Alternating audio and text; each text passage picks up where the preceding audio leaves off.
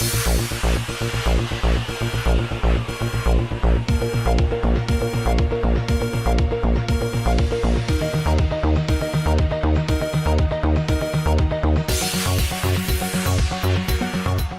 हैदराबाद की Kukatpally housing board colony के बुचपल्ली police station हुदूद में वाक़े